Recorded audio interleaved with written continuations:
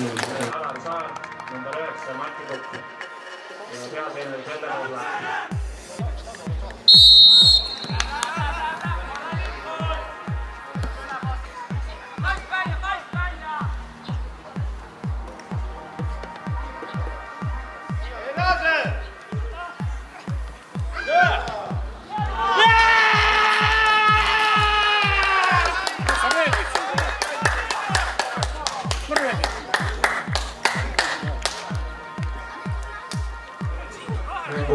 Asus juhtima FC Kuressaare.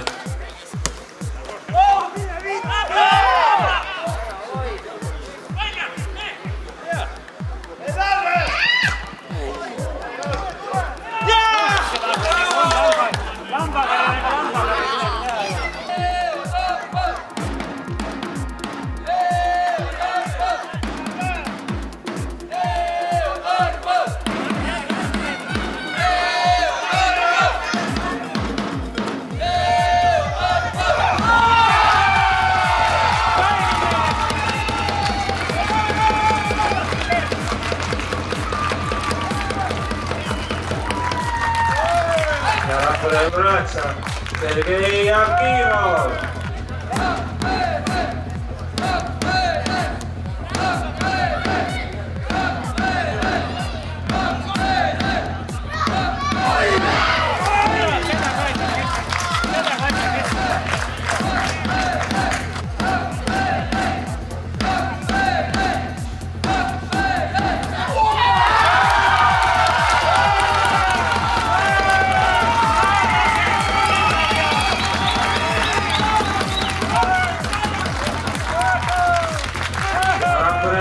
Mänguseisu.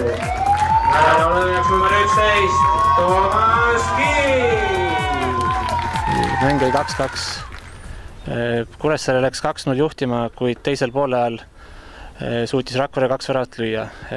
Mis on sinu arvamus siis mängust või?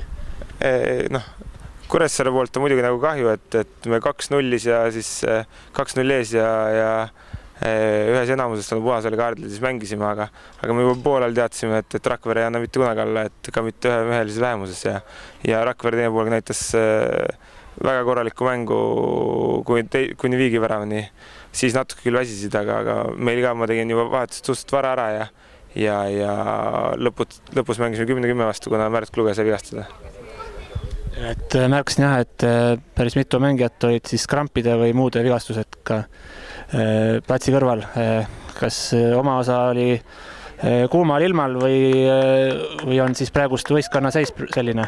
Ütleme nii, et ühelt poolt on jah, siin oli ju Jaaniva juures oli nädalajaline paus ja trenni nii palju me ei teinud, aga kindlasti mängib rolli ka see kuum ilm, mis on sisuliselt teist korda sel aastal alles ja ikka nagu teistsugune keskkond, kus mängida. Kuidas oled rahul Kuressaare mängupildiga? Ütleme nii, et kõige suurem probleem on ikka meeskondlikult, me mängime hästi, esimene pooleka seisime väga ilusasti kompaktselt meeskonnana taga ja lasime Tarval mängu ehitada, aga ikkagi need, mis otsustavad individuaalsed eksimused, et esimene värav 2 keskkaitset oli 1 ründaja vastu ja mindi palli lõikama ja eksiti ja teise värava puhul samamoodi, et nurgalöögi ajal mees ei läinud enda mängiga kaasa ja et ainult individuaalsetest eksimustest löödi. Kas juulikuu on siis siuke üleminekute kuu, et kas on ka võistkonnaga liitumas kedagi? 2 meest on meil juba liitunud, et Valmast või tagasi Paides, kus ta pool aastat oli, meilt läks ja nüüd meiega liitus 3. liigast ühe Saaremaa klubi juurest Ott, kes oli siis kunagine klubi kasandik, aga oli nagu Tallinnasse kooli tulnud ja oli pildilt ära kadunud, et oli madaldamas liigas mänginud ja korralikult ja tõime ta ka tagasi, et aga tal on praegu hetkel Varbalu mõra, et on natuke aega veel eemal. Augustikuus 2 mängu Rakverega ka Saaremaal, et kuidas siis Kuressaare staadioni seis on või? Tegelikult me pidime 2. juulil mängima esimese kodumängu Puuma vastu seal, aga seal linna ja ehitaja vahel oli kerge konflikt, et nad lükkasid see nädala hilisemaks, et augustis peaksime mõlemad mängud Rakverega mängima igal juhul uue linnastaadionil, et tal küll seal võeti palju puid maha, et veel tuulisem kui varem, aga kindlasti tulevad head mängud. Palju õnne 2-2 Viigi puhul, tulid kaotusseisust välja, et kindlasti on hea emotsioon, et viigi saite, aga kuhu siis võit jäi või mille taha? Tegelikult mäng algas väga raskelt meile, et suutsime 1-0 taha jääda ja saime ka punase kaardi ja jäime 2-0 taha. Et siis tundus, et väga raske on sellest seisust üldse välja tulla, aga ma arvan, poolajal Valeri pidas väga korraliku kõne poistele ja poisid tulid poolaja riietusruumist poolajal välja täis tahtmist ja indu see mäng enda kasuks kallutada, et kaotada enam midagi meil ei olnud. Ja nagu teisel poolel mängupilt näitas, siis Kuressaare jättis meile ruumi, me saime tekitada võimalusi. Et 2 neist kasutasime ära ja sellest piisaks viigist. Aga ma ütleks, et ega see lõpus võit ka kaugele jäänud. Et ma arvan, et mina ja Valeri jääme tänase mänguga rahule. Jah, et rääkides uuest peatreenerist Valeri Bondarenkost, et mis on muutunud mängus taktikaliselt ja treenides näiteks, et?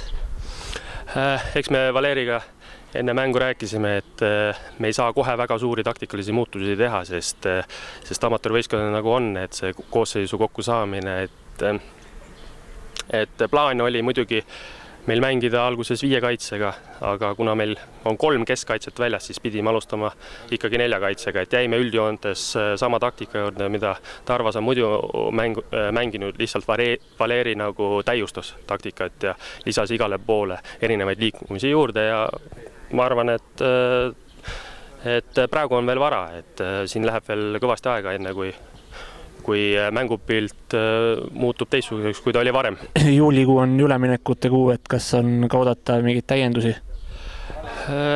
Järgmine nädal me istume Valeriga maha ja arutame neid asju, et kas me panustame ainult enda noortele või siis otsime mängijaid ka mujalt, aga hetkel minu nägemus on see, et me ikkagi kasutame oma noori ja püüame oma süsteemi abil mängijaid kasvatada ja esindusvõistkonda juurde tuua.